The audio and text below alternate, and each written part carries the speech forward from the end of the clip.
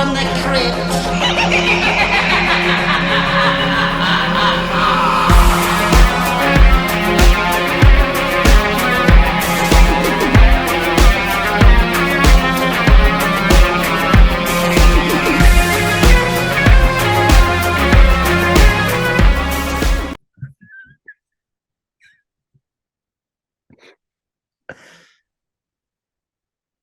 Hello, boys and ghouls. Welcome to episode 71 of Dads from the Crypt, the Tales from the Crypt podcast. My name is Jason. I'm joined by Jody. Hello. And Mondo. Hello. Greetings, and this is coming out on Christmas Day, so Merry Christmas to all of our listeners who celebrates. And by the time this comes out, my kids will have probably been up for hours, like just at the crack of dawn, wanting to open stuff. So I will be tired. See, you have a range of ages, but like again, my daughter being 20 and out of the house now, I'm probably not even gonna wake up on Christmas. I'm just gonna fucking sleep through it. But I'm always up early. So even the past few years, usually by the time anybody else wakes up, I've been to the gym, I've come home, started breakfast, and it's noon. See, the weird thing is, I was always the early riser. Like when I was a teenager, I would wake up early. I would make coffee for myself as a 16-year-old and my parents. Yeah, I've always been a coffee drinker. I'd make coffee for us. And then, on Christmas Day, I would do the same thing. I would be the first one up. I'd get up. I'd make coffee for everybody. I'd get things going. And then I'd wake everybody up so we could start doing presents. My kids will do none of that. They'll just wake me up early. No, I'm sure my wife will go to sleep early. I'll probably stay up and do like a Black Christmas marathon or something and take a couple gummies and just write it out. Hey, there's really nothing wrong with that. That sounds cool. All right. We don't have a guest tonight, but again, thank you to everyone who participated in the Dead Easy script read. It's been a week since this came out, but we had a great turnout, great events, and I really appreciate everyone that supported the cause. If anybody who donated can people still watch that, Jason, if they donate now? I think we're going to do it until the end of the year. So if you donate, the YouTube link is still active. Yeah, the YouTube link is still active. We haven't done anything with it. So yes, you can still donate and still watch it after the fact. I think we're at least until the end of the year. Cool. Just wondering. If you've already received the link and you want to go back and relive it, your link still works too. So take another round. If you've seen it already and you want to watch it again, if you haven't seen it, it's really worth every penny. I mean, and they're just asking for it. You don't have to donate $10,000 or $100. Donate $1. $1. Donate what you can. And just do me a favor when you watch it, just watch Al's face.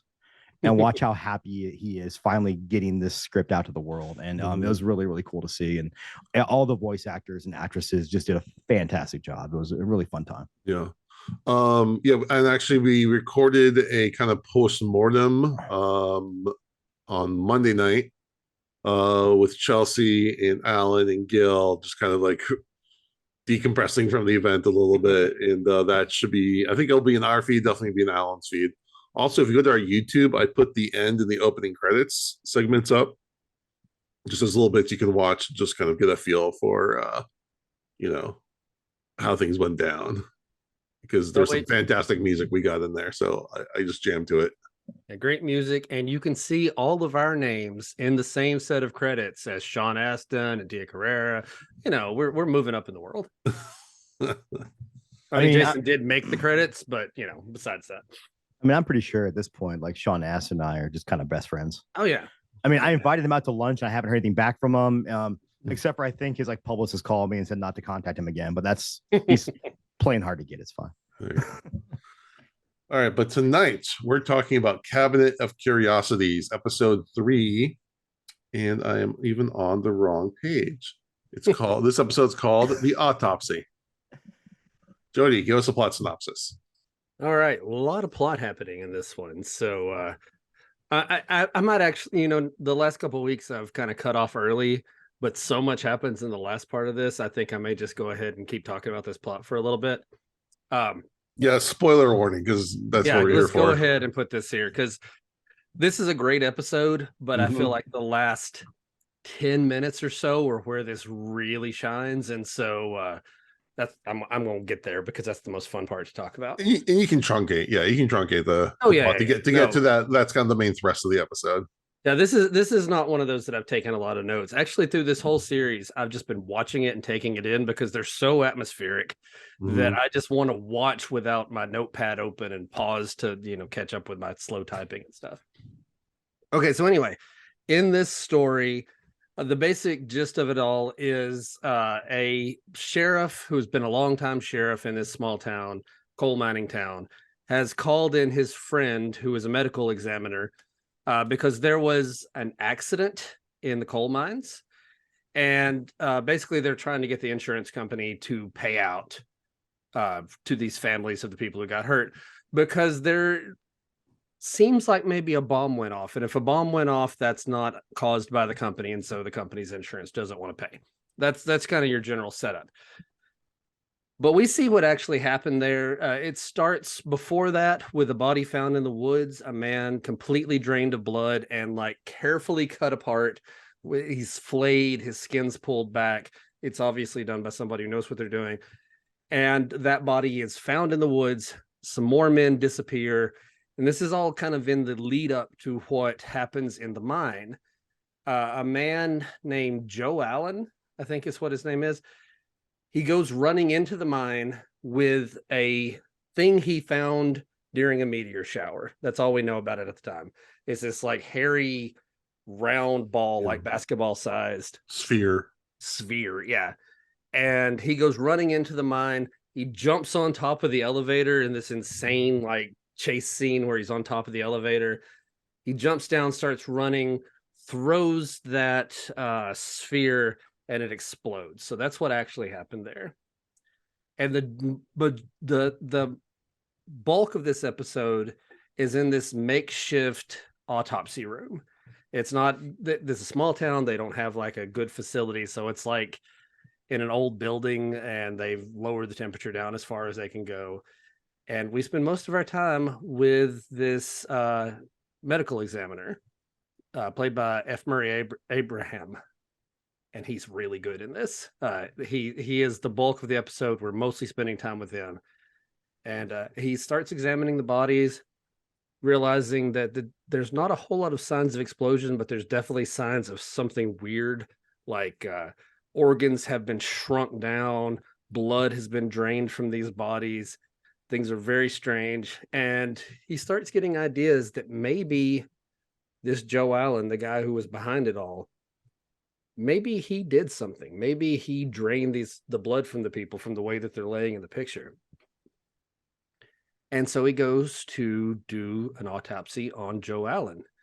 And about the time that he starts to do it, the body moves and gets up off of the gurney, does this really creepy, like twisty crawl towards him, and gets up and starts talking to him. And we find out what's been going on all along. Joe Allen, while watching a meteor shower, found this object, took it back to his room, and that object was actually a spaceship. And a creature, a very tentacly kind of creature, crawled into his body and basically took over his body. And everything that we've seen in this episode has been his body being controlled by this creature. Now, Joe Allen's body was very damaged. The creature itself has no senses. It does not see, it does not feel, it does not smell, can't hear, but it uses its host body to do all of those things. And since Joe Allen's body has been hurt, he is going to transfer, or the creature is going to transfer from Joe Allen into the doctor, the medical examiner, who is knocked out. He's tied up with only one hand free. Now, why did they say that hand was free? Something to do with how the transfer works, right? He needed it for the transfer. He needed it basically because once he leaves the body, he now has no body. Right. So he needed to somehow control the hand to put himself back in the body. If he tied both hands down, was transferred into the body, then he's just stuck. He's tied down. Okay. So while he's tied down with just that one hand having a little bit of mobility, the creature explains that they have done this for years. They've taken over human bodies. And all while he's explaining, he is autopsying his own body Joe Allen's body that he is in, doing it all correctly because he doesn't want to raise any suspicion. Their whole thing is they get into bodies, they control them, they use them to drain blood, but they also they want to torture people, they want to cause misery. These are not just parasites, these are creatures who want to harm. The person whose body they take over can still feel what's happening and still know what's happening, but can't do anything about it. Yeah, they can like take over their memories and thoughts, and yeah, it's a like completely bond with that person, but that person is then helpless. And so he's telling about all of this while autopsying himself, cutting open his chest. He says he knows exactly where to cut to not hurt any muscles, pulls out the rib cage, and then this creature comes out and he's getting ready to go into the doctor. The doctor, though, remembers a few things. Because this creature can't see or hear, during the process of him coming out of that first body, there is a moment where he is completely vulnerable and can't know what's going on around him. So the doctor takes his scalpel, cuts himself, and writes something on his chest in the blood. And then he stabs himself in both of his ears with that scalpel. And then, in a Fulci-esque moment, stabs out both of his eyes before then slitting his throat. And so when the creature gets in, he begins to bond with the medical examiner kind of on a psychic level as their memories start to come together. And that's when the medical examiner reveals to him what he's done. Now he's in a host that cannot see, he cannot hear. And while he was explaining his entire master plan, the tape was still running from where he was recording the autopsy. And so when the sheriff comes back in the next morning, he finds his friend there collapsed on the floor with the words, "Burn body, play tape," written on his chest. The alien has been outsmarted by this doctor, and he's stuck in this body that will be pretty quickly disposed of once they find out what's going on. So just that the whole episode is really good. It's really atmospheric. There's a lot of good stuff happening here. The whole scene in the mine's really cool. The scene finding the first body, all of that's really cool. But that last 10 minutes or so, as he's autopsying himself and getting ready to transfer, oh man, it's so good. I'm loving this series so far. Yeah, Mondo, why don't you start us off? What do you think? Oh yeah, I'm with Jody, man. Like I love this series. 3 episodes in and three definite wins. Mm-hmm. I was when I first watched the episode, I love at the beginning. They kind of show you right away. There's that right away. They kind of give it away because we've all seen enough movies to know anytime you have a round spherical rock shaped object with lights coming out of it, some bad shit's gonna happen. That's definitely from space. Well, like even in Del Toro's like intro, he talks about, "Are we alone in the universe?" Yes. No, we're not. but why I love that is because I was worried for a little bit of the episode, like when the two men start talking in the bar and he's like, "Hey, I've known you forever." He goes, "No, you haven't," and he mind controls him. I was worried that they were going to go a more supernatural direction, like that was going to be a red herring. I was kind of worried, and I think that I'm kind of jaded by a lot of modern movies. A lot of times have that need to try to make red herrings and then throw you a curveball at the end. Whereas this one, it gave you enough pieces to where at the end made 100% sense, and it kind of went the direction I thought it was going to go to. What was going to go, although they did in a much more grandiose way than I could have imagined, which is what makes it great. Like you know where it's going to go, but you don't realize the levels it's going to go to, and that's what makes this really really great. The set pieces were fantastic. Again, we talked in the first 2 episodes about the cinematography. Again, fantastic. The way they use the colors and the lighting of the morgue to make it almost that blue, like dreary hue. When he cuts his mouth open with the scalpel, amazing. And these little tentacles, just like little hints of the tentacles wiggle out. Man, we just know, like as a guy who loves Lovecraft, you just know Del Toro's like, give me some tentacles. Give me some tentacles. And the way they did everything in this episode, from all the buildup, it all makes sense. A little fun fact I did love at the beginning when the insurance guy comes in and he's talking to the police officer, and you hear them talking about Tommy John on the radio. Do you guys know who Tommy John is? Not off the top of my head. So have you ever heard the term Tommy John surgery? Tommy John was a baseball pitcher that, and granted, I might butcher this a little bit, so I apologize to anybody out there that's yelling at the radio right now to tell me I'm wrong. But he damaged some tendon in his elbow from being a pitcher and throwing a lot. So now a lot of pitchers, after they've been in the major leagues for years, they have to get a surgery called Tommy John surgery to repair the ligament in their elbow, which is I meant to look it up to see what time period he played in, because I can get a better idea when this happened. Yeah, overall, just they keep doing so much great stuff with this. And then the ending, like you said, Jody, I was bought in, but I'm thinking this is a pretty good episode. And then the ending, like, holy shit, it's so good. And I love how the doctor outsmarts the alien, and he basically tells him in Shakespearean fashion, it's your hubris that's going to take you down because you feel so confident. Because he says, like, my race, we've destroyed civilizations, we've destroyed entire, everything. We've changed the course of history. He's so cocky. He thinks no one can outsmart him. And here you have this small town doctor, or I guess mortician, or coroner, whatever, medical examiner, who outsmarts him. But I also love the alien's rationality for wanting to take over this guy's body, because he's like, I get free bodies. This is free food. And he can't, he's like, and I'm going to eat your cancer. Yeah, that was awesome. That was so gross idea. It was my first thought is, why do you want to go into this cancer riddled man's body? Like, it makes no sense in that regard, because he's going to die. But then when he's like, oh, I can't wait to taste your cancer. Yeah. That was gnarly. Oh, and then when he pops out of the chest, and he's got this eye that looks like a penis, a vagina, and an eye all at the same time. Yeah, very Cronenberg. Oh, and it definitely pops out like a straight dog boner. When he comes out of the body and he looks over, and he just gets turgid. He gets turned on by this body. Like, he went from being flat to being like boing. It was like when Beavis gets his boing sound. That's literally what happened to this alien. This alien was definitely ready for some action. Let's just say, like, that cancer-ridden body was his shit. He was into it. Do you think those aliens, like, because that's obviously a dick coming out of his head. Let's be honest. Like, he got hard. Yeah. Do you think they name it? Do they have like names for their penises? I don't know. Like, does he call it like, look at this Flurm? Flurm's coming out to play, or I don't know. Flurm. I don't know.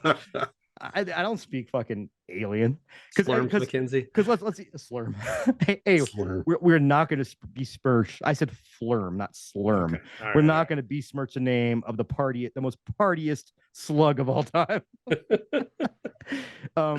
I think they have to, right? Because like it's obviously a male, because it's stupid, and and like, arrogance, and it's obviously a man. We know this, right? Like, it has to be, because so he has to, because everyone names their penis, so he has to name his penis.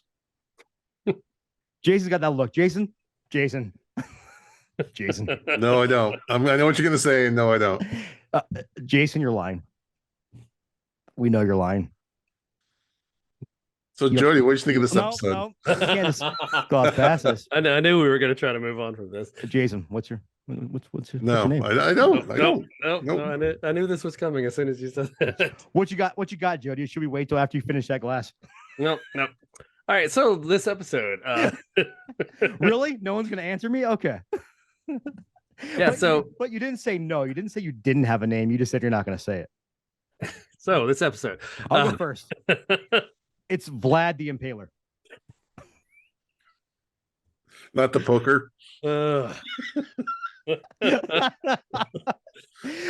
Maybe that's not historically accurate. If I'm gonna name my penis, it's gonna be historically accurate. But it's also not Romanian. So I gotta look back at my 23andMe and see if I have Romanian in my body. Because I sure have it coming out of my body. This shows some of the balance of power on this episode. Both Jason and I are trying to move on. It's impossible. We're not going to do it. It's not going to happen. Don't worry. You'll finish that glass of 15% beer, and then you'll just blurt it out. I'm sure you're going to blurt it out by the end of the episode. All right. So I mean, you got skeletons on your closet there. You got plenty of bones in that room. All right. So this episode. Yeah. No, I think it's great. We're a 3 for 3 as far as I'm concerned here on Cabinet of Curiosities. Just fantastic. great atmosphere all the way through. Like I said, the last 10 minutes are where it really picks up and I think really stands out. But everything was good. Like there was not a moment in the. I didn't realize this was an hour long one. I think both of the other ones have been what, like 35 minutes or so. Yeah, under 40. Yeah, I think the last was a little bit longer, but not. This was a long one. Yeah. Yeah, this is that Netflix letting directors breathe and kind of do what they want to. Which is good. Yeah, no, it's absolutely good. You know, how many times have we watched Tales from the Crypt episode that we said, "Oh, I wish this particular episode could have gone longer." But I don't also need every episode to be longer, right. but just occasionally I want more, and this one needed that more.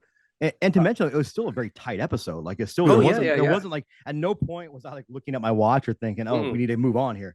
No, I think at one point I had to go put my daughter to bed. And so I paused the episode and realized I was 45 minutes in. I had no idea I'd been watching that long. I thought I was still in the first part of the episode. So yeah, it's one of those that hooks you from the beginning, not because so much happens in the beginning.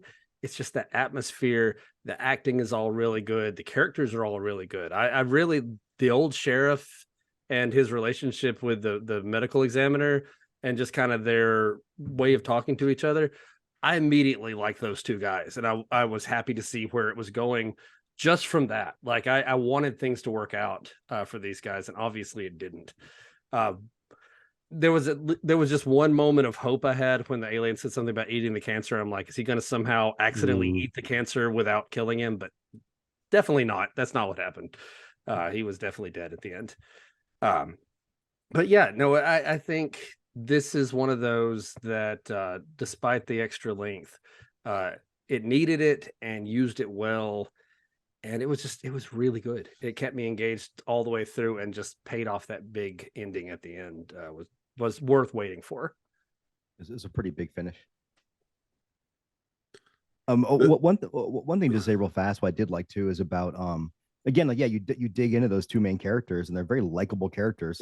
And as you just mentioned it, like it would have been kind of cool if he had eaten the cancer away and he would have survived. That just goes to show you like how invested you actually get in the characters, which is really neat. I wanted them to make it out okay. Me too. Definitely me too. Yeah. I'll go. I liked the first two episodes. I wasn't as high as them as you guys were. But this one blew me away. This was the one I've been waiting for. This is the ride I was really hoping that we would get, and this really delivered for me. Like everything you guys said, atmosphere was good, the plot was really good, it was really intense. It was just I like it when cinema or show or whatever can be gross, or like can be like, grisly, but not like over the top, or like if like for as much body mutilation as there was in this episode, it wasn't to the point where like, oh, I gotta look away, or like it wasn't like, oh yeah, too much. But like the mutilation made sense. It made sense though. It made sense to the plot. It wasn't just blood and gore for the sake of blood and gore. It made sense in the story. Right. Well, and all the autopsy scenes were just enough that sometimes with some of the cuts, I would have just like a little bit of a cringe moment, of something gross happening, but it was never like. It never felt gory, Exactly. Yeah, I they love handled gory that stuff, but that's not what this was. Right. They handled it. It was just really well made. This reminded me a lot of like an X-Files episode. Like you could totally see like Dana and the Mulder showing up at any point to check it out. It reminded me a lot of The Hidden with Kyle MacLachlan, which is a good like alien body swapping kind of movie. I kept thinking of The Autopsy of Jane Doe, which is one of my top movies. I love it so much. I'm with you on that. That's high praise. So yeah, when something like this can remind me of other properties I really enjoy, that's always a good thing. Again, the acting was really good. So this is what I found really interesting. This is directed by David Pryor.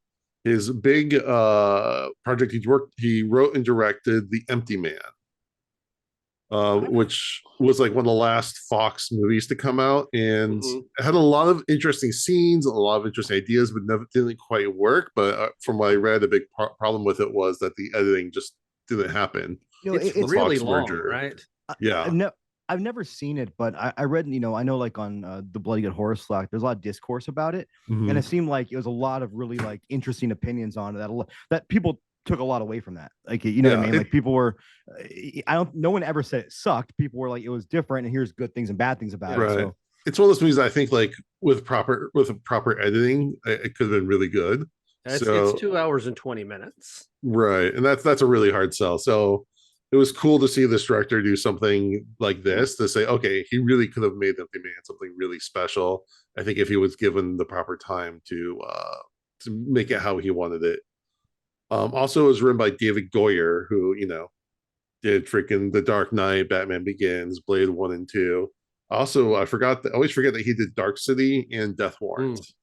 Oh, nice. So when there were a lot of interesting bits of dialogue, when they talked about the Jimmy whatever, the surgery or procedure you're talking about, they talked about onion snow. There's a lot of like little bits of I details and things that didn't need to be there, but just kind of like give a little bit richer atmosphere. So I thought it was really well written. Like you said, the doctor is played by F. Murray Abraham. He was in Scarface. He won the Oscar for Amadeus. This might be the first Oscar winner we've covered on the show. He was in Last Action Hero. He was in Mimic, another Guillermo del Toro property. He was in 13 Ghosts. He was in Homeland, which is a great series. It's criminal that more people haven't seen Last Action Hero nowadays. Yeah, I watched that not too long ago, and that still holds up. It's such a fun movie. I made my kids watch it a couple years ago, and they really enjoyed it. Nice.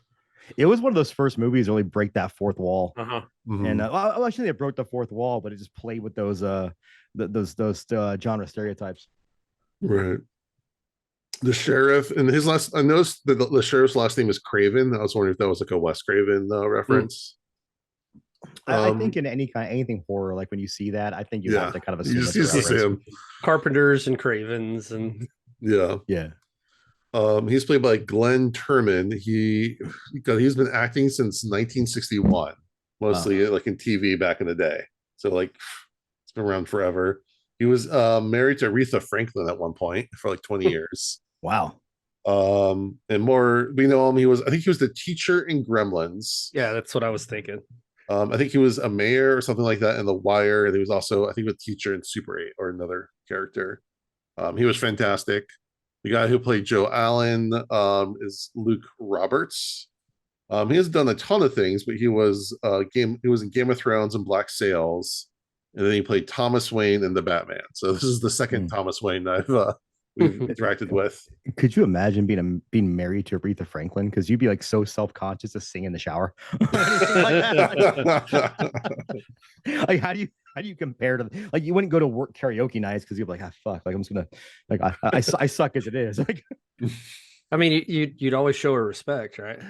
There you go. I mean, if it's what it means to you, then yes. Yeah. But yeah, we already talked about pretty much everything, and we got our tentacle quota for the week. The design was cool, that little sphere thing. You weren't sure what it was for a long time, but once they kind of explained that it was a spaceship, you're like, okay. Yeah, the moment it started beeping and light started flashing, I knew it was something out of this world in some way, like not supernatural. It was definitely sci-fi, but I didn't know what. I mean, they've done that trope to death, and it never bothers me at all. Like everything from like Night of the Comet to Psycho Gorman uses that trope, and it always works. Yeah. So yeah, and like you said, yeah, I'm glad that it stuck with the whole alien thing. It didn't try to do anything too bad. And I think I had the same thought about the cancer. Like, oh, is he going to get in there and realize it's a diseased body? I feel like I've seen that in another movie. I can't remember when or where. But then the idea that it, like, oh no, it wants him for the cancer because it's like more tasty. Like, that's really fucking disturbing. So that just makes it even worse.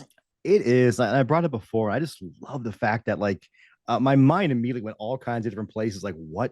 It's been the downfall of civilizations. Like, I want more backstory on that. Like, I think this is one of those hour-long episodes. I want backstory now. I want to see like these things like taking down the Roman Empire and shit like that. Yeah, definitely check out The Hidden. That's a really cool movie. Yeah, I've never seen that. I'll put that on my list.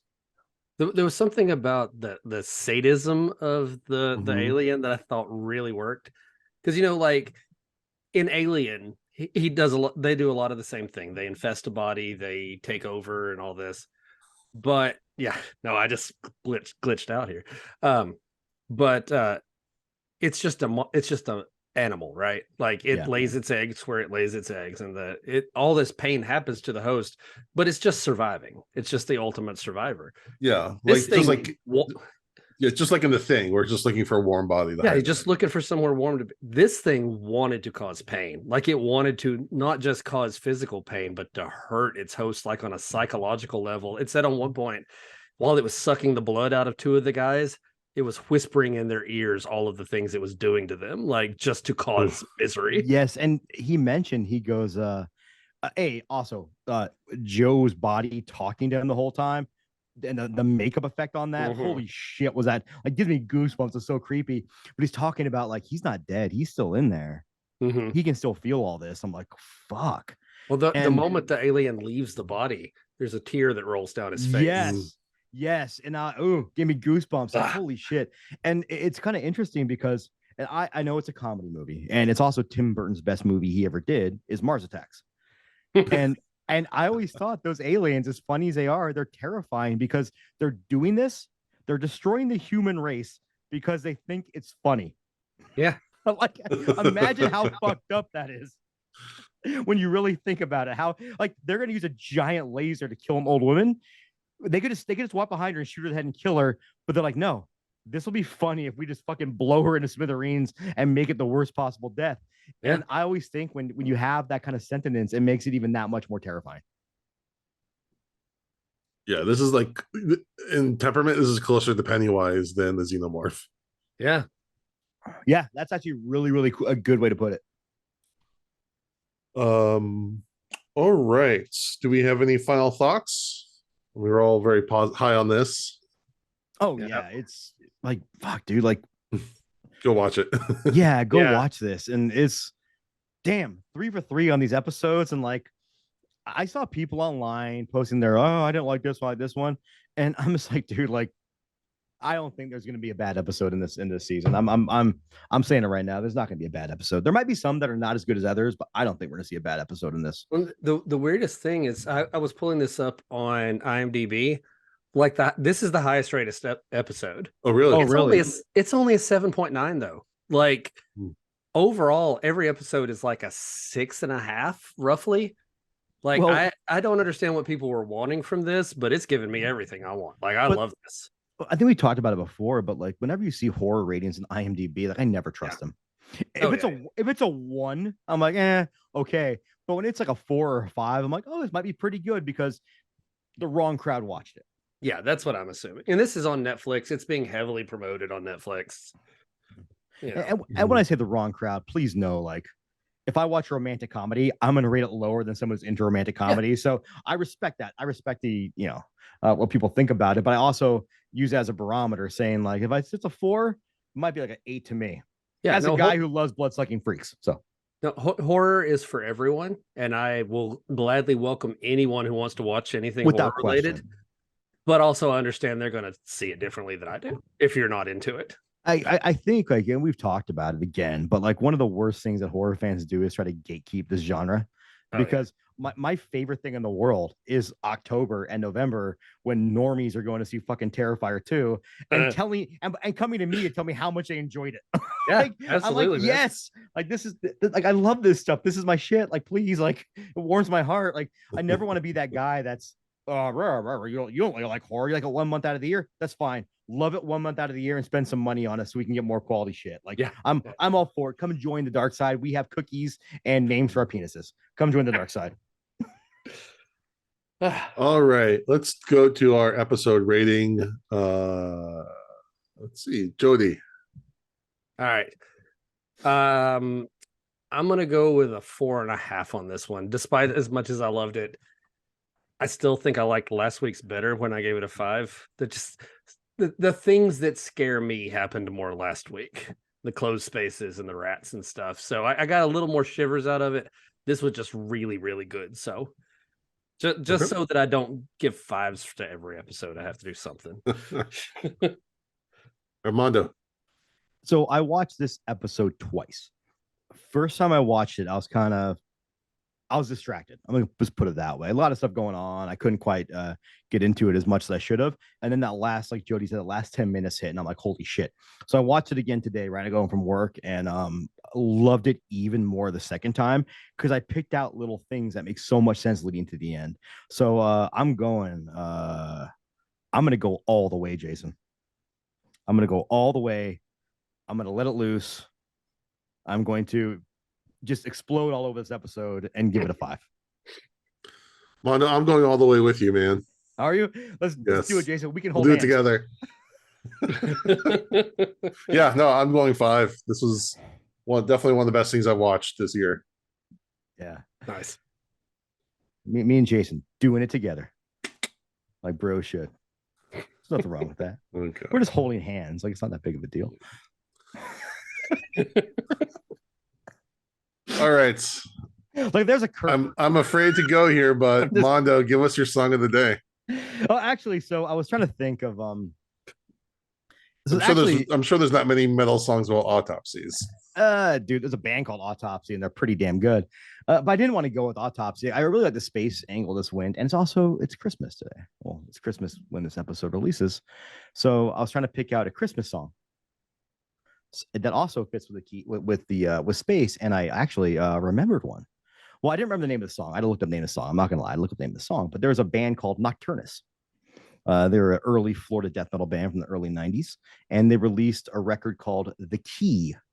I believe The Key came out.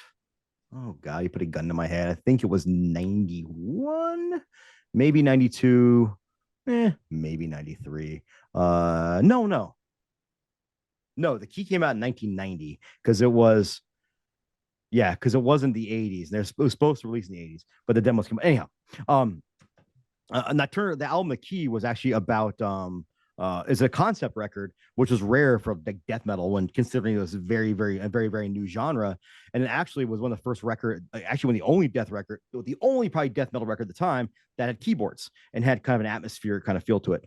But two of the guys at Mike Browning, and I forgot the other guy that started the band, one was really into the occult, one was really into sci-fi. So they kind of merged their ideas together and they wrote a concept album. It's kind of funny. Well, I guess it's not funny. It's not funny if you're religious. So I apologize to all my religious friends out there.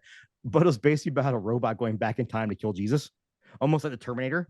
The Terminator was like, Jason, don't look at me like that. But it really wasn't about like, oh, let's destroy Christianity. It's about how the world would have been different had Christianity not existed.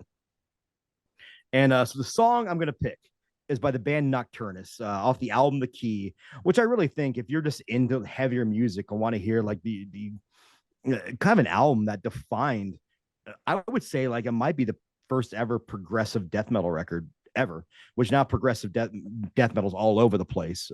But it's really, I think, worth listening to. It's a really great record.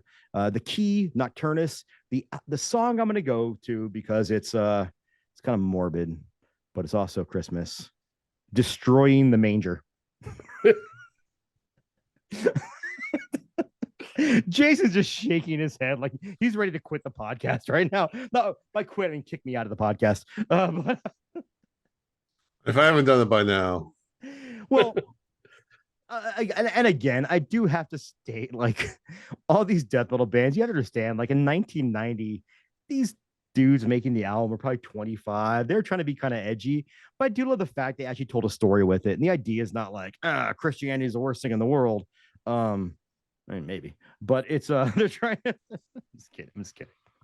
But they're trying to tell a story about it, and it is they do blend a lot of sci-fi elements. I'd argue just look up the album cover on this. The album cover is killer. And then later on, there is another band called Nocturnus AD because Mike Browning and the two other founding members left the band like in late 90s, and then they want to start the band up again. Another member owned the copyright, so instead of going out of their way to try to fight these legal battles to get the copyright back, they just called their band Nocturnus AD. They did one record that was pretty good, but then just kind of fizzled out after that. But it's also, again, like keyboards, fucking like progressive metal, early 90s, like a period that'll never happen again. Because man, like you know how you discover new bands in the early 90s? I mean, I was 7, I don't know. But what they were doing is everyone tape traded. even when I was like 13, really getting probably 12 or 13, I was getting really into the underground metal. I would tape trade with people and like fucking let people borrow CDs and get CDs from them. And it was kind of a really organic period for that music to come up. So, and it was kind of neat because this band wasn't just doing the straight like blood and Satan kind of music. They're trying to tell stories and do different things with their music. So, yeah, little edgy song titles, but I think Destroying the Manger is a good song for Christmas.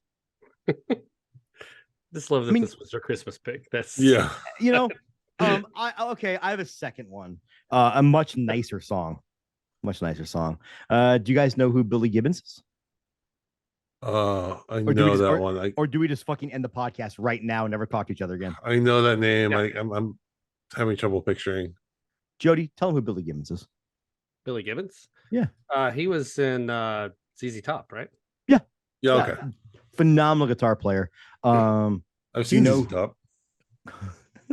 You've seen them live? Yeah. This here's a story you're gonna love. Oh, I want to hear it. My dad, I think I was in high school. My dad and some of his coworkers had tickets to see ZZ Top and Leonard Skinner. This is like late 90s, so whatever configuration of Leonard Skinner that was. And a great concert, except until they played Sweet Home Alabama and they released a Confederate flag that covered the entire backstage of the back half of the arena.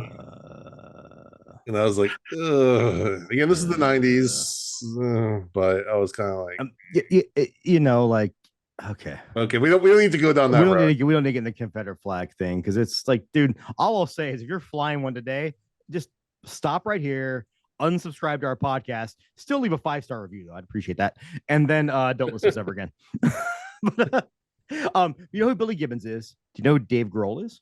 Yes. Yes. Yeah. Okay. Do you know who Lemmy Kilmister is? Yeah. Yeah. If you haven't heard it before, they did a really cool rendition of Run Rudolph Run. I do, Jason, we can't see that because you have the background on. It's just there we go. Nice. There we go. But a really cool rendition of Run Rudolph Run, if you ever want to listen to that. And Lemmy is like fucking such a great musician and never got credit for being a great musician. It was like he can't sing because he's got the gravelly voice. No, dude could sing on key to any key you fucking gave him. He was a brilliant musician. Huge Taylor Swift fan. Loved Taylor Swift because he just respected good music, like good. Again, I'm not a Taylor Swift fan, but I respect the talent. And so did he. But so I'm gonna do 2 songs a week. Second song, Run Rudolph Run, a little bit nicer harmonious song with Lemmy Kilmister, David Grohl, and Billy Gibbons. Really fun rendition. I think everyone should try to check that song out. It's not all growly. It's just Lemmy being a bad motherfucker. Squirrely. You know, what is I think Ronnie James Dio 1.2 did what was it, fucking God Rest Ye Merry Gentlemen. Mm-hmm. With Tony Iommi on guitar too. I think that's pretty good. AC/DC. What was their? They had a Christmas song too. Theirs was Mistress for Christmas. Do you ever get down to some Trans-Siberian Orchestra? Dude, those guys are awesome. Yeah, a talented band. A couple of guitar players, some Savatage. If anybody remembers that old progressive kind of, they did Savatage did a really cool cover of Hall of the Mountain King. Oh, cool. Oh, cool. I think it was. They were one of those bands that was like right on that cusp of getting big. Not my cup of tea, but super like progressive. Really, they're kind of like a better version of Queensryche. And I don't mean that as Queensryche being bad. No, sorry, I don't mean that. I mean, I just say a more musically better, more musically talented. And that's saying a lot because Queensryche was a very talented band. So I don't mean that's a knock on Queensryche. I mean that as a compliment to Savatage. All right. Thank you, Mondo. Jody, give us some horror news. Okay, so this is the week before Christmas. So news is a little slower than normal. There's not as much happening as there are in most businesses right now. But there's a few cool things. One, so this is coming out on Christmas Day, which means if you haven't seen it yet, Violent Night has released on VOD as of 10 hours ago today. Oh shit. Yeah. If we weren't recording, I'd be watching it right now. So yeah, absolutely going to be doing that. You can rent it for $19.99 or purchase it to keep for $24.99. It's one of those kind of like almost directly out of the theaters releases. I guess they wanted people to get to see it before Christmas. So That makes total sense. So if you're wanting to see David Harbour as a Santa Claus making puns and doing this, for some reason it's not classified as horror, but David Harbour plays Santa Claus, absolutely freaking dripping with blood. It counts. Horror fans are going to enjoy this. Someone referred to it as a new genre called "Oops, violence." Yeah, and I love that so much. Oops. Yeah. Yeah, this is full violent Santa Claus, lots of blood, lots of fun times. So if it's Christmas Day and you're listening to this episode and you haven't seen Violent Night and you need to get out some aggression from spending time with your family or whatever, go watch that. You'll have a good time. Have you seen it yet, Jody? I haven't yet, no, but I'm definitely going to. All right, another thing that I am very excited about: Amazon Studios has announced that they will be releasing an adaptation of Nick Cutter's The Deep, which, if you've never read Nick Cutter, I really enjoy some of his work. The Troop is a really nasty, gory book, and The Deep is about an underwater sea lab on the ocean floor, and it is one of the most claustrophobic, dark, creepy books I have read in a long time. So I'm very excited about seeing this adapted into a series. I've read The Troop, and The Troop was just disgusting. It is disgusting. And I mean it in the best way possible. You know, I like The Troop. Do you know what Ice Cube says about going deep? Put him sleep. Pretty much. Yeah. Yep. All right. But anyway, so yeah, The Deep coming to Amazon. So deep. If you haven't read that, though, it's a good book. Really creepy. That is the one. My wife and I share a Kindle library, and she doesn't watch horror movies, but she does like reading horror novels. And so I've recommended tons of books to her. She doesn't like the suspense of a movie, you know, the creepy music, the things jumping out. That's not her thing, but she likes the books. Well, one time she was looking for the next book to read and didn't take the time to ask me beforehand what my recommendation would be. And so she saw, oh, The Deep. Let me check this out. I'm not entirely sure she's forgiven me for that yet, because The Deep freaked her out so much. She actually really enjoyed it, but it's a very freaky book. And so I would definitely recommend it, and very excited about a series. Even though she doesn't like horror movies per se, does she like horror fiction? Oh, yeah. Yeah. No, she's read probably more Stephen King than I have. Oh, wow. Plus a lot of other stuff that I've recommended to her. I've sent a lot of things her way. My Kindle has a ton of stuff on it. And so I'm constantly recommending things to her that I've read and enjoyed. And she's read all of Grady Hendrix and all of Stephen Graham Jones and all the big guys out there right now. So have you read My Best Friend's Exorcism? Oh, yeah. Did you watch a movie? I haven't watched the movie yet. I've heard it's not that great, but I still want to watch it because I like the book a lot. I love that book so much. Like, I adored that book. Mhm. That's the first thing by Grady Hendrix I read. And I was actually, so the way he writes female characters. Oh, yeah. I thought it was a woman writer. Mhm. Because of how well it was done. But the movie, God damn. I think if you haven't read the book, it might be pretty decent, but it felt like after school special. Sure. Bullshit. And but I will say that book, that's the only thing I've read by him so far. And the other books are on my list, but God, is that a great book? Yeah. Well, if we're doing book recommendations like I did with The Deep, anything by Grady Hendrix is a recommendation for me. Good stuff. I need to read more stuff, because God, that book was one of those books. I was like, I remember I was traveling for work and I started reading and saying, I'll get a few chapters in. 6 hours later, I'm still it's like two. I think I read that book like 2 a.m. and finished it one night because it was so good. No, fantastic stuff. And it's got one of the best covers for the paperback edition that I've ever seen on any kind of book. I've seen the cover. It's so good. VHS and the other looking. Yeah, the other one he does, it's the IKEA inspired one. Yeah, Horror Store. Oh, Horror Store. Yeah, I've read that. I haven't read it, but I love the cover. Yeah, my friend Michael met Grady Hendrix at a author event, and he got me a signed copy of Horror Store that sits proudly on my shelf right now. I'm very excited. Super cool. Super cool.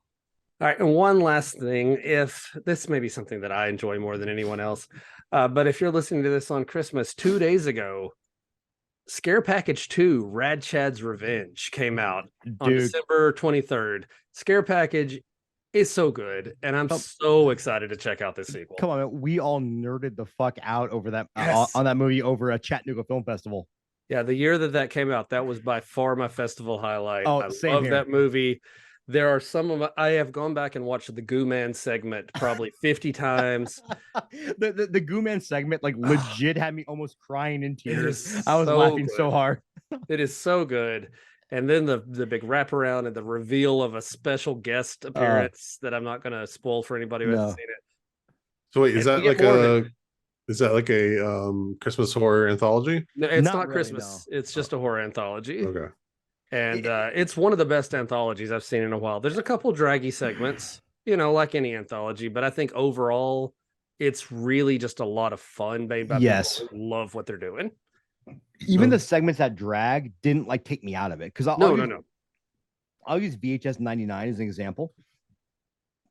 Like, not to knock anyone that did any work on that, because like I respect all the work that goes into these movies. If I don't like it, that's okay. Like, I'm not gonna drag a director for not liking their work. But I really only like 2 segments in that entire movie, and I've heard so many people just bash the whole thing. I think it's because so many of those segments dragged the quality of everything down. Whereas I think in scare package, even the ones that weren't great, it didn't like take me out of the event, didn't take me out of the movie. I was like, yeah, that was okay. Yeah, even the bad ones were more like okay ones. Yeah, like there wasn't anything that was hard to sit through. There were just some that didn't have the same energy and fun as the other ones, because the fun ones are fun as hell. Like it is so much fun. And so I think that's really, there were a couple that were less that. They're a little more serious, a little less silly. And I'll put that on my list. Around. Yeah, you should watch that, Jason. I think you'd like. I know you'd like the first one. Again, we can't talk about the second one yet because we haven't seen it. But you know what? The second would be a good idea for a Dads from the Crypt drink and watch, hang out together, because it's fun stuff. It's gonna be fun. I just know it's gonna be fun in my heart of hearts. Yeah, absolutely. Now, Jody, did I have like a fever dream, or did I make this up that there is now going to be a Puppet Master video game? Yes, there is. It's happening. Yeah, is every horror property getting a video game now? I'm here for it. They are, and so is Killer Clowns. Like, Killer Clowns is getting one. Yeah, so I've heard a lot of good things about some of these that have come out, like the Friday the 13th one, the Evil Dead one, but they're all that. What do they call that? Asymmetrical.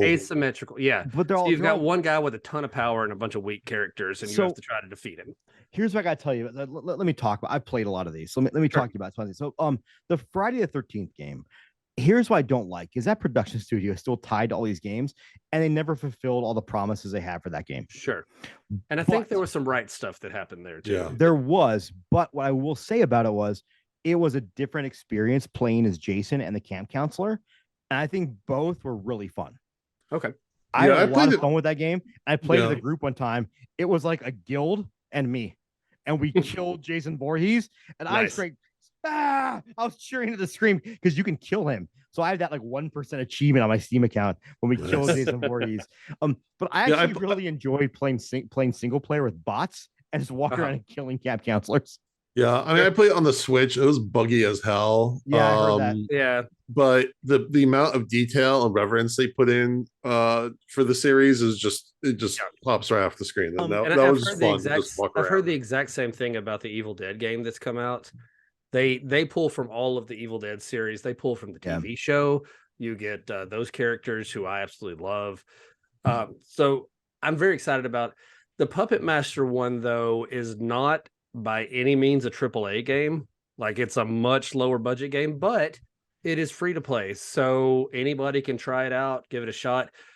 Instead of it being one super killer against a bunch of normal people, you can play with multiple puppets all playing together. And they are putting out a single player mode for people like me who don't like to play with it. We're old like that. Evil Dead is going to do a single player mode too. I think they're supposed to come out with a single player mode. I've wanted to play that so much, but I don't do a whole lot of online gaming. Dude, Epic Games had it for free. Yeah, I grabbed it when it was there. Yeah, same here. Tried it yet. Jody, we should play sometime. We can play together, and we'll be the jackasses running into walls, not knowing what we're doing. That'll work. Nothing's better than playing an online game with your friends, and then someone else says, "Hey, who's the asshole running into the wall?" I'm like, "Oh, it's me." Yep. I'm the guy who doesn't know what he's doing. That should be really cool. Like, and one of the so again, like people immediately look at independent games like, oh, it's gonna be quality. Dude, my favorite game of all time is Stardew Valley, and that was made by one person, and that game is fucking awesome. So yeah, independent teams can do some really, really great stuff. If anything, that like fits in with the Puppet Master, vibe. Yes. Oh yeah, I'd it's agree. low budget from the start. Like if they made a AAA like really high quality polished Puppet Master, it would not fit that series. Yeah, I agree, definitely. Can I interject with a piece of horror news?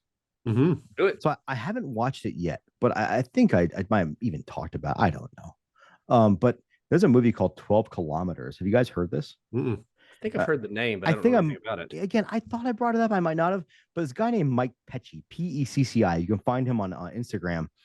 To get access to the movie, you have to text him your 3 favorite horror films. Yeah, I think you mentioned this, or someone mentioned this. But if you listen to his recent podcast, he's giving the link out for free on his podcast. Just check his podcast out. I haven't watched it yet, but one thing I love is he's just posting all these bad reviews on Instagram and shitting on these people for giving him bad reviews, but not because they gave him bad reviews. And this is what I actually really like: is he's had people give him bad reviews, and the review is movie sucks.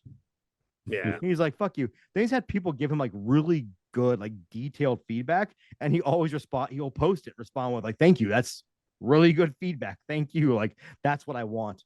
So I think everybody should I haven't watched it yet, but I think everyone should kind of check out his feed and check out his podcast. I've listened to one episode, not that episode. And it was really good. But I do love when I just want to bring it up. Like it's really easy to say this movie sucked. This game sucked. This song sucked. This album sucked. But if you're like, don't fucking like tell the director that or the actors that all of that worked really hard on it. If you have realistic like reasons why you didn't like it, give them realistic, solid feedback they can use and learn off of. Whenever you tell someone like, hey, this thing you poured your heart and soul into for 3 years, fuck you, it sucked. That's really disheartening for people that are working really hard in this genre, because not everyone has $10 million to make a great movie. Some people are doing it really by the labor of love, and it's a real thing that I really hate seeing when people just shit on things and don't give reasons or like so. Again, we're all beer drinkers here. Did we talk about our beer at the beginning of the episode? Jody, what are you drinking? I don't think so. I had a Bourbon County Stout today. Yeah, Jody's drinking. Jody's just let me get this 16% beer to wind down with. I have my Tenaya Creek. Good friends at Tenaya Creek. Love these guys. I'm friends with all the guys that work there. Old Jackalope barley wine. It's a year old, by the way, which I think is the proper spot to drink a barley wine because the hop flavor dissipates and you get a nice English style sweetness out of it. And then I also followed up Freem Extra Pale Ale. But I bring this up because there's an app called Untapped. Mm-hmm. And Untapped is a curse upon the beer industry. I'll tell you why. Because I have friends that are brewers, and sometimes their bosses judge them based on their untapped bottle caps they have for their beers. Mm-hmm. Nothing is more disheartening for a brewer to see, oh, 1 star for this barley wine. Reason, I hate barley wines. Yeah, I mean that's not the app's fault. That's the asshole who's using it. So what I'm saying is, like, if you don't like something, it's okay. Like, we all have movies we don't like, movies we didn't jive with, but like, just don't go online and shit on the people that worked hard on it. If you have issues with it, like, say why you didn't like it, and a good reason is not don't like horror movies. Well, yeah, then fucking don't. Then why the fuck are you judging it? I don't judge rom-coms. If it makes my wife happy, it's probably a good wine. It's probably a good rom-com. Yeah, I had to quit listening to a podcast that I listened to for years because when they first started, they really seemed like they were into the movies and they go into analysis. Then they started getting more where they didn't like the stuff and they started complaining about them. And by the end, before the podcast shut down, it was just like, yeah, this movie sucks. This movie sucks. And I didn't have time for that negativity in my life. Dude. That's why I definitely don't want to listen to or our podcast to ever become. I mean, there have been Tales from the Crypt episodes we haven't liked, but I think there's enough we do like, except for Jason. Jason hates Tales from the Crypt. Yeah. But, hates the series. But I think we balance it out. And we always try to be, and even when I don't like something, I try to push the positives. Like, I didn't like this, but here's what I actually really did like about it. And I can't tell you, man, how many times I watched a movie and like, yeah, I didn't like this, but I'll look at the cast and crew, but like, I didn't like this, but I'm really excited to see what the director does next. Yeah. Well, Well, they have and a really good knack for it. hey, even Halloween Ends, there were scenes I enjoyed. Okay. I bought the novelization. I can't wait to read it. Oh boy. And one of the first reviews of novelization, it goes, explains things better than the movie. And I Fair. like the movie. I like the movie. So Totally fair. I can't knock it too much. But 12 kilometers down, Mike Pecci. I still haven't watched it. I haven't gotten into it yet, but I think it's kind of a really cool thing. And it sounds like he doesn't give a shit what 3 movies you tell him you love. He just wants to hear your favorite movies because he's probably a horror nerd like all of us. Nice. All right. For dad advice, we haven't done a ask us segment in a while, so we put a call out. Oh shit. Mondo needs to remember to recall everything. I took a screenshot. Ooh, we did get one on Twitter, and I can't find the tweet, so I'm going to paraphrase it. Damn it! We need to know the user to give them credit because I'm just gonna say, like, all you people that, like, the 130 people that saw our Instagram post and the 127 of you that didn't respond, I'm disappointed in all of you. I'm not mad. I'm just disappointed. Right. So someone asked us, is there a phrase or something you use to get your child's attention? And for me, it's usually just using their name, like in a very stern way. That usually gets their attention every time. Okay, wait. Do you drop the middle name? Only if I'm really, really mad. Yeah. Do your kids know that? Do they know, like, when the middle name comes out, like, they better respect what's happening? I think it's more just the recognition of their name with the tone of my voice. Okay. Because I feel like Jody has so many kids, like, he just can't remember the name sometimes. He's like, hey, you. Hey, number 12, come here. Definitely by the time you get a full name, even without the middle name, just throwing the last name in there already is weird. You know, there's already something about that. But yeah. I have no good answer. My child's an adult. I have no good answers right now. My child came over last night, which is, like, it's cool because, like, I love the fact my daughter moved out and still wants to come home and hang out. And so when she came over, I was finishing Terminator 2 Judgment Day because I bought the UHD. Fucking goddamn it, that movie's fucking great. Fucking great. And no one can argue that. Then we watched the Evil Dead remake. God damn, that movie is great too. Yes. Yeah. I would actually say. So the unrated version is 5 minutes longer. Yeah. That's the one I have. They do a weird after credit scene I do not like. It wasn't in the actual theatrical release. I may have missed that. I don't remember that. I know this because I watched the movie at midnight on opening night, and it was one of like 3 movies that was worth it. But then I've got a nice new 4K of that Evil Dead remake that I can't wait to watch. I have the same one. It's pretty good.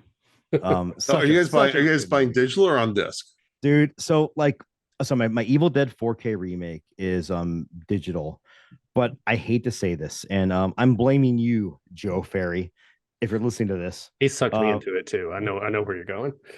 It sucked you right into it. Just I knew as I said it that I shouldn't have, but sucked you until you couldn't go anymore. He'll appreciate that.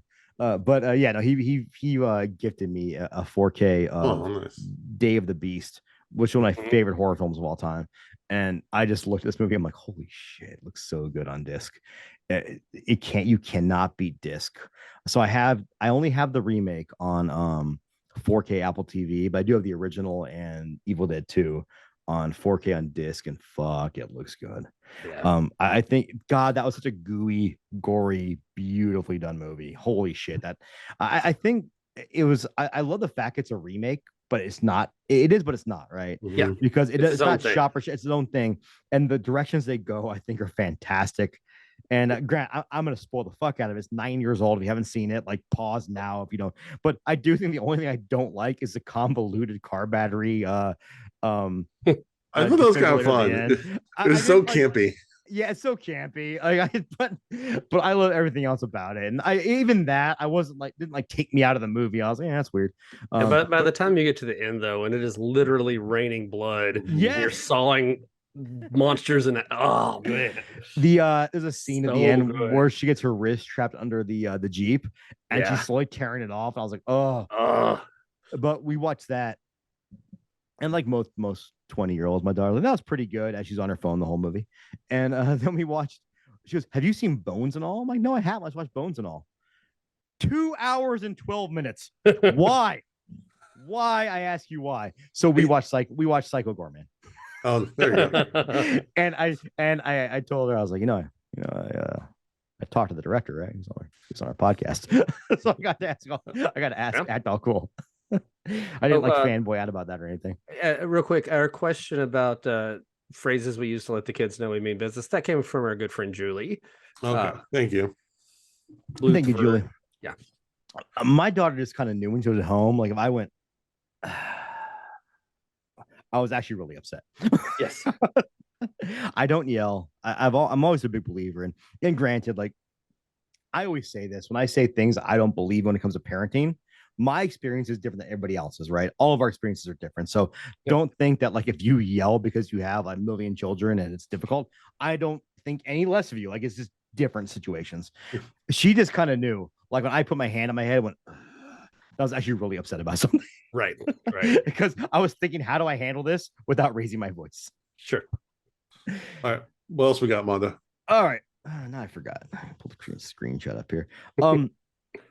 All right. So all three really good. So I don't think we've actually ever answered this question. As long as we've been a podcast, no one has asked, what's our favorite horror movie ever? That comes from Raw Head and Bloody Bone XX off of Instagram. So Jason, if you had to pick one horror movie like right now, if I said, Jason, we're gonna watch your favorite horror movie right now, what is it gonna be? And it's okay if this answer changes 2 weeks from now, but like right now, It's really hard to pick one, but no, what I'm saying is right now in your current mood with me and Jody right here by your side, possibly holding hands, possibly masturbating, what movie are we watching? well, see, that's the movie I'm in the mood for, but I take this as like it's Frankenhooker. Just kidding. no, my go-to answer is Sleepaway Camp. I just fucking love that movie. Yeah. I know there's totally fair. Hey man, like I see all the time. There's movies that are great and movies that I love, and they don't always coincide. Like yeah, like if I had to do like a top 5, I throw in The Exorcist and Psycho no. and all those. I know, I'm just saying. But my number one is Sleepaway Camp. Yeah, I love it. Absolutely. So, Jace, before we move on, have you seen the sequels? Yeah, and some people like the sequels more. I don't quite get that. I get it, but to me, I won't say I like them more, but man, I love Sleepaway Camp too. It's fun as hell. They're fun. They're totally fun, but they're too self-aware. Where the first one is like, I think I counted it one time though. I think Sleepaway Camp 2 may have the highest body count of any movie I've ever seen. Like they kill everybody in that movie, and that's part of the fun. I think what I love about Sleepaway Camp 1, it's so absurdist. Mm-hmm. Like they make so many bizarre decisions in that movie, and I think the other ones are just trying to reach that level of absurd, or camp, or comedy. But it has such charm to it. Yeah. Too. Yes, like, it's so charm. Like, and I think it's funny because they got away with this a lot in that era, and that they're not showing you like a real summer camp was like. They're showing you what you think it should be like based on TV Actually, you've shown. I disagree. I think this might be the closest depiction as far as a regular summer. Did you have a serial murder at your summer camp? No, the regular things that are happening at the summer camp. I could go on and on as I did on the Plug It Up with Caitlin about how this is like actually a pretty good depiction of what summer camp is like outside of the murder. The summer camp movie that scratches that itch for me as far as like feeling like summer camp is The Burning. I love The Burning. Yeah, I love The Burning. It feels like Meatballs meets Mhm. Friday the 13th. Like it's summer campy in a really fun way. And Jody, I just saw today actually, Felissa Rose posted that they're having a 40th anniversary screening somewhere in Tennessee in January. Oh, real fast. We'll have to look that up. Jason, the entire Sleepaway Camp cast is going to be in Vegas at Days of the Dead. Ooh, that's tempting. When is that? It's in February. I got a couch for you, brother. You need a couch. That's. I mean, I met Foster Rose a handful of times already, but that's But the something. entire fucking cast, I know. plus like the entire Hellraiser cast is going to be there too. Hmm. Plus Heather Langenkamp, plus the cast of Terrifier 2. Yeah. Oh man. All right, let's move on to someone else's answer. Wait, Jason, real fast. I have one question for you though. Is that how you relate to that? Did you watch it when you were younger, or did you watch it when you were older? Yeah. So again, I think this is half of it is just Yeah. the experience of the first time I watched. I watched it in like '96 or '97. Okay. Mhm. So I remember because I went through my whole like Scream awakening into Yep. horror movies. I basically just went to my local Blockbuster and just looked at the most interesting covers I could find in horror, and that was one of them. But there was a night where like I locked myself out of my car. My dad had to come get me. I was in a really bad mood, and I just decided to go rent the movie, and I picked it up, and I'd never heard of it. Knew nothing. It was as cold as you could get going to a movie other than the cover, That's cool. and I Yeah. was just blown the fuck away. And this again, late '90s. No one was talking about this movie. Well, I still tell people like one of the reasons why I don't watch trailers, is because I want to be just excited by the movie. I don't want to be expecting a part. But now I've realized I can watch trailers. My memory is so shit. I'll forget them. But I do think though, like that does have an effect sometimes. Like, I'm really interested in 15, 20 years from now, like what our kids call their favorite horror movie. If they have nostalgia for these old movies or not, because it's a much different era. Where like, my daughter watched Barbarian, by the way. Ooh. And she's like, "What's it about?" I'm like, "I'm not gonna tell you. You gotta watch it." And she goes, Yeah. and then she comes over. She goes, "I watched that movie with the mother in the basement." I'm like, "What fucking movie are you talking about?" And What she goes, does Caitlin call it? The gritty titty? And it was Barbarian. I said, "Was it good?" She goes, "It's like one of my favorite movies." I'm like, fuck Yeah. yeah. Good, Don't you love good, that moment? good parenting right here. Don't you love introducing your kids to a movie and they say it's their favorite? We just finished watching through all of the Child's Play movies with my kids. Awesome. And then I asked them to rank them. My daughter's favorite was Cult of Chucky, which is really underrated, I think. Cult is really good. I think Cult and Curse both had that so much. They're so fun. Yeah.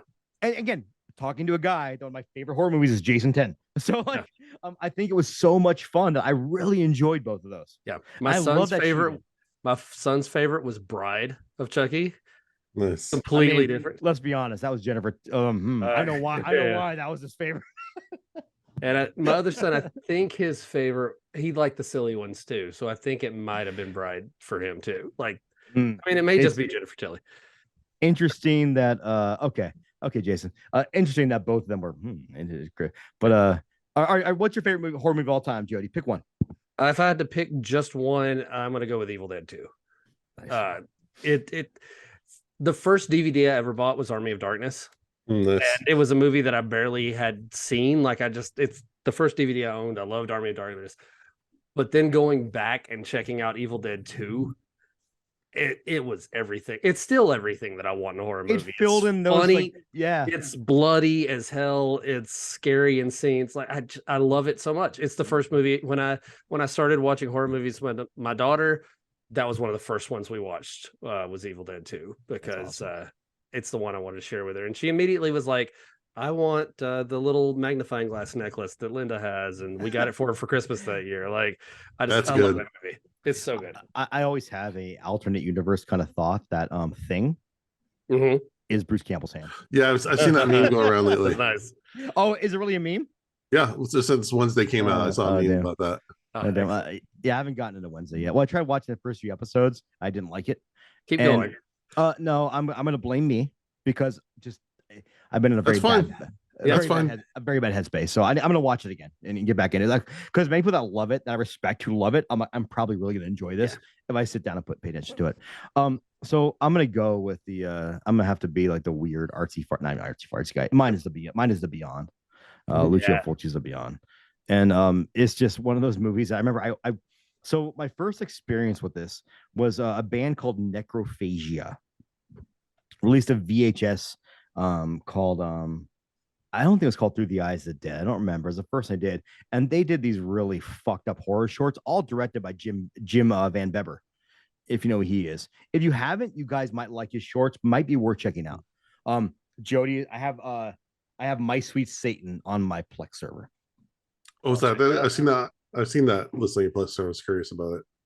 It's interesting. Like, I don't think it's for everybody, but it's definitely like DIY filmmaking in the 90s. Sure. But the the Necrophagia DVD was like a series of music videos, many directed by Jim Van Beber, but one was these scenes of just like this horror film. I'm like, what the fuck is this? I always kind of wanted to seek it out. But then I was actually in the Quad Cities in Illinois visiting my friend in 2001, right after graduate high school, because he's a foster kid, got shipped away. And my buddy Nate, you're probably not listening, but I love you. And one of my best friends in this world. And I picked it out of a bargain bin at Best Buy because it was called, in America, it was released as Seven Doors of Death. Mm-hmm. And it was in the $5 dollar bin at Best Buy. I didn't even know what it was. I just saw the back of it and thought I recognized some of the images. So I threw it on. I was like, holy shit. This is like the image of that music video I saw. So when I got back to Las Vegas, I saw it and I bought the collector's edition tin. I still have that. And I watched the movie and just fell in love with it. That was made me fall in love with Lucio Fulci. And then I went all out because I just love his filmmaking. I love his visual style. And it's funny because Joe Bob was doing an auction. I told Jody that I bid on the Zombie 2 DVD. I know that's what you, I love Fabio Frizzi. I love the music in those. Everything about the Beyond just does it for me. Like the music, the cinematography, the convoluted storyline. I love it. Like I hate to say this, that I love like filling in the gaps when the logic doesn't make sense. I love, and also when you watch it a million times like I have, and you see the quirky little things they did for fun. There's a sign that says "Do not entry," and then the main actor, Katrina McCall, I can't remember the main actress, but the main actor, I can't remember his fucking name right now, but he's loading his gun by putting the bullets down the barrel. Right. And She looks that at him last like, time what I the watched. fuck are you doing? I told you about that. Yeah. Yeah. And I absolutely love everything about that movie. And I also think like as a horror film, I think sometimes when you don't have those pieces given to you, it makes it that much more horrifying because your brain has to fill that in. And then the last scene in that movie with them realizing they're in hell, I think is just like one of the best shots and scenes in horror history. And I'm okay. People think I'm wrong, but like, I truly think like whenever anyone asks my favorite horror film, I always, my brain goes to Texas Chainsaw Massacre, which I love, Nightmare on Elm Street, which I love. All these films I adore, but I always fall back onto, if you had to say like right now, you have to watch one horror film for the rest of your life, it'd be The Beyond. Yeah. And I have a tattoo of The Beyond on my thigh, which I'm not going to show on camera, but I might put on the Patreon account. All right, what's next? Next is, what horror films are you looking forward to in 2023? And I'm just going to start off with this one and say, I don't know. I honestly don't. And that I don't keep up that far ahead because my brain doesn't work that way. Like I'll forget. So I don't have anything really I'm looking forward to. I'm sure there's some great stuff coming. Oh, the Mean One. I'm excited for that to get a wider release. Yep. Yeah. Yeah, that just came out. I Googled it real quick to refresh myself. Scream 6. I kind of go back and forth on whether I like the last one or not. I liked it. I like parts of it, but I think now I'm a little more disappointed, but I'm interested to see what they do in the new setting. Try to make something a little fresh. I mean, I haven't Ghostface seen... Takes Manhattan. Sounds good to me. Like I'm into that. Yeah. Well, they showed a cool like promo image with a bunch of like the Jason Takes Manhattan mask that someone had. And I think it's cool because, granted, I'm gonna be honest with you, I haven't seen any Scream movie since the last one that came out before this new one came out. Yeah. It's been a long fucking time. I should probably revisit them. But when you kind of do that, I feel like you're trying to be a little bit self-referential, tongue-in-cheek, and that makes me happy. So yeah. I looked it up too. Megan. I am so friggin' excited for that one. That Megan with the three. Yeah, it's from the people who made Malevolent.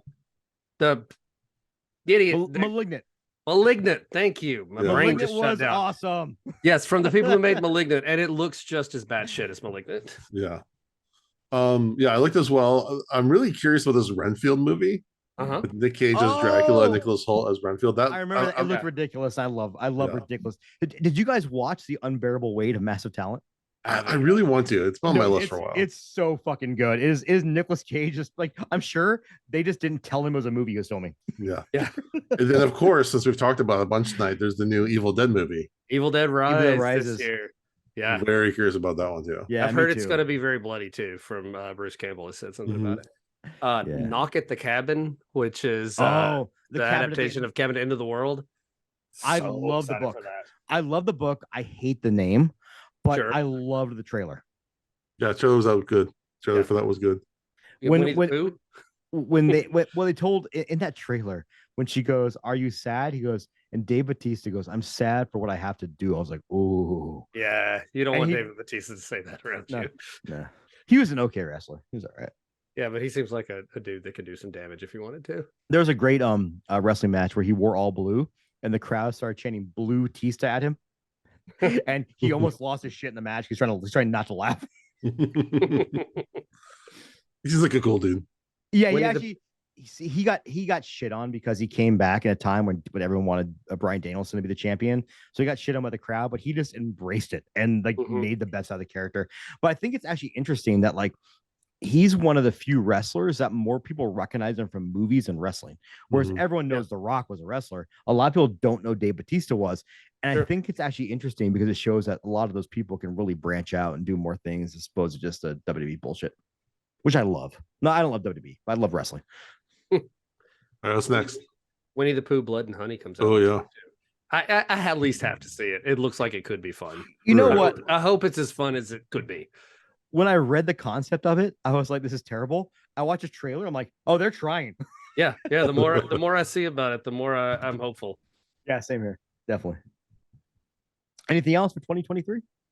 Oh, and VHS 90 or 85 is coming out. I kind of wish they cool a little bit because they've been Yeah, but rushing the- these things. Well, But the It's- people on this one, you get David Bruckner in this one is Okay. doing Well, one of you the got segments. didn't you get David Bruckner in 99 as well? Was he? I don't remember. know. Scott Derrickson's doing a segment in 85. The one thing I'll say, even though I didn't like most of 99, you still give filmmakers a platform to kind of go batshit Yeah. crazy. If it Yeah. doesn't work, it doesn't work. But I will say that when Bruckner was in 94. He 94 was the better of the two. was he the Ratma? No, it No. wasn't Fretma. Oh, damn. I have to look it up now. But what we'll say is like I think 99 is worth like I think Give it a Viral was shot. worse. Yeah, I think Viral was worse than 99. Viral yeah, is probably the worst. Yeah. But again though, But like even that I- wasn't a terrible time. Like No. I'm watching a horror movie. I'm probably happy. I'm a sucker for anthologies, and if you can give me two good segments, and plus in '99, the last segment I thought was the best and very well done. Yeah, I like that one a lot. Oh, and the second segment with the fucking sorority and the goddamn spiders, you know those are real spiders, right? They used real fucking spiders, the live spiders. Yeah, I'm like, what the fuck? All right. Was there one more question? What is your favorite Christmas horror movie? And can I go first? I think didn't we cover this last week? It doesn't matter. We're gonna do it again. I think we're talking about can Killer we San- expand to Killer favorite Santa Christmas movie? specifically? Let's do favorite. Okay, how about this? Let's do this. Change the question. And this is also from our good friend. Sorry, the last question we're looking forward to. That was from our good friend Caitlin at Plug It Up Pod. Caitlin, we all love you. Just saying, like we wouldn't be here. We said it before. I truly mean this, my heart of hearts. We wouldn't be here doing this if it wasn't for your inspiration, and I really mean that. Yeah. And also, like I've had dinner with her before, and just the nicest human being ever met. So, last question was from what is your favorite Christmas horror movie? From Melanie_Saint.George. And yeah, we can expand that to what's just your let's go to what are your I know like I have certain things that I watch every Christmas. What is it for you guys? And I'll go first. Santa's Sleigh. My favorite Christmas film of all time. We always watch Scrooged. Yes. Because how can you go wrong with Bill Murray and Scrooge? And we always find at some point between now and Christmas, we'll definitely watch A Christmas Story. Although, have you tried to watch those new ones they made? I haven't. I've heard they're I bad. haven't heard good things. Fucking horrific. We sat through like 15 minutes of one and we're like, fuck this. I also really love TV shows that do Christmas episodes. The Bob's Burgers Christmas episode. God damn it, dude. Like I did not expect to be crying from a Fox TV show, but it's so. Have you watched it, Jody? I haven't yet. I'm waiting. Dude. It is. Yeah, I It's know. amazing. I know what it's going to do to me. Amazing. I'm prepared for it. Oh yeah, get the tissues ready, and not in that way. All right. So Christmas stuff I love. I love watching Krampus every year. Mm. Us too. That's a must watch. Yeah, it's so good. Silent Night, Silent Night, Deadly Night. Am I Yeah. saying? I suddenly had a weird moment there. Yeah. Yeah, Have you seen the remake they did? yeah, several it's years not back? bad. Silent very Night, Yeah, it's it's decent. not bad. Yeah. I love Don't Open Till Christmas. I'm glad I got to watch that this weekend. It's one of my favorites. Santa's getting killed. It's so sleazy. It's a trashy A movie. sleazy Euro trash, and it's fun though. It's fun as all hell. Yeah. So I love Black Christmas. Actually, all versions of Black Christmas I Yeah. like in some way, but the original's the best. I do like the first remake too a lot. It's just like a gorier version of the original. Really. The newest one is all right. I like it for what it is. I just wish it wasn't called Black Christmas. I haven't seen the I'll two go there. I haven't seen the two newest ones, and I do respect the newest one was like a straight feminist horror film. Sure. Yeah. Um, No, I appreciate what it's doing. Yes, and I love what it's doing, but I have not watched it yet. But no, I heard a lot of people saying this is a good film. Why make it a remake? Why not make it its own thing? Yeah, 100%. And Gremlins. I have to watch Gremlins sometime around Christmas. So between Gremlins 1 and 2, what's your favorite Gremlin? Oh gosh. Spider. Yeah, Spider Gremlin. Yeah. Spider or like just the gremlin because it's so crazy. Fuck that. Yeah. I like the Gremlin with the pipe, the talk show The host. smart gremlin. Yeah, he's funny. Yeah. Smart Gremlin. Yeah, Yeah. that's my thing. Yeah, I've got the figures of both. No- that no and one's going with Spider Lady Gremlin are some Gremlin? of my Nice. favorites. And Lady Or the- Gremlin, yeah, you know, you watch that at the right age. I would Lady Gremlin's gonna entertain the haunt you for idea. the rest of your life. I mean, it's no like Tia Carrere as a singer of Crucial Taunt, but it's yeah. Jason. Jason. Yeah, I mean all the ones that we mentioned: Gremlins, Silent Night, Deadly Night. I actually really do like the Black Christmas remake, but I'm a sucker for like the really traditional ones, like It's a Wonderful Life. If that comes up on TV, I'm just sitting watching the rest. oh, Yeah. dude, a Charlie Brown Christmas. I watched Charlie it. Brown. Yeah. And you know the one that gets me like in the emotions strongly every year, the Garfield Christmas special. Like if you have not watched that in a while, that is an emotional movie about like a grandma who's lost her husband and connecting with her life. Seriously, I'm laughing at it, but I kind of love that they kind of hid those things inside of children's did. shows because that's real life, right? That's how you Yeah. learn how to deal with real Yeah. life. yeah, it's about And, family and emotions and all kinds of good stuff. I'm also a sucker for Miracle on 34th Street. It's just Okay. it's so wholesome. It just makes you feel good. And sometimes, you just want to feel that warmth. Jason, I mean this please, I'm kind of drunk, so it's going to come off like I'm not being sincere, but I'm sincere about this. Are there any Hanukkah movies that you really enjoy? No. Okay. No, I respect it. I was thinking about you today because I had to stop at Target on my lunch break. I'm like, you have all this Christmas stuff and you have like one small end cap of Hanukkah shit. Oh, that's kind of fucked up. Hanukkah's a big holiday, man. Yes and no. I'll go off. I can go off on a tangent about that, but I'm not. But I respect that. it's fine. I mean, no, there aren't really any good holidays. I know there's a couple schlocky Hanukkah kind of horror stuff, but they're not good. Eight Crazy Nights. Adam Nah, I Sandler. like 8 Crazy Nights. Yeah. I have a movie on my Plex server with oh god, I shouldn't say that. That's illegal. But it's with Sid Haig called Hanukkah. Yeah. I think it was the last movie he did, and I haven't watched it yet, but I assume it's not going to be like. No, I think I watched the trailer. I was like, I don't want to dip my hand. I get it. You know some others that I totally forgot about. National Lampoon's Christmas Vacation. Yes. Did you like the new Vacation movie with Ed Helms? I haven't watched that one yet. Holy shit! I think you'll actually really like it. It's funny. I love Christmas Vacation, and I'll say this for Halloween too, but this is the Christmas version of it. Ernest Saves Christmas. Totally underrated. So I love Ernest Saves Christmas, and Ernest Scared Stupid is a fantastic first movie to introduce your kids to horror with. Dude, like scared the hell out of me when I was a kid. I didn't get the joke when I was younger, but when he's trying to figure out how to kill the demon, he goes M blank blank K Miak, good old fashioned German Miak. Yep. The most ridiculous shit ever. And God, I just remember this. So someone was trying to recast Freddy versus Jason, and they said Jim Varney could have played a good Freddy. And I'm like, fuck, you're right. I kind of see that, yeah.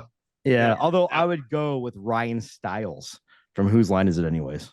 Ooh, Oh, yeah. Because the I can way see his body moves, he's a very big body comedy guy. So Yeah, Um, I can see him doing that. yeah, but I think and the problem is like I think we'll see a Nightmare remake in the next 10 years. I think we'll see a decent Nightmare remake in the next 10 years. learn But from the past. yeah, but I think it's one of those things where it's like it's going to take all of us who have that love of Robert Englund to get over that love of Robert Englund to see it, which is kind of interesting because like you never had that with Leatherface or with Jason, even though I thought that Kane Hodder was the best Jason, but no one was ever like tribalistic to that character. Whereas like, but again, Freddy has so much more pizzazz to him. I get it. Here's my thought. I don't want a Nightmare on Elm Street remake. I want a sequel to New Nightmare. Okay. Let that percolate. Okay, so the kid Miko, Yeah, I saw that. yeah, he's doing a fan film like about that. But I also think though you could do a Nightmare. I thought Jamie Earl Haley, Jackie Earle Hill, yeah. Jack, was a great pick as Freddy. I thought when he was on the screen, movie.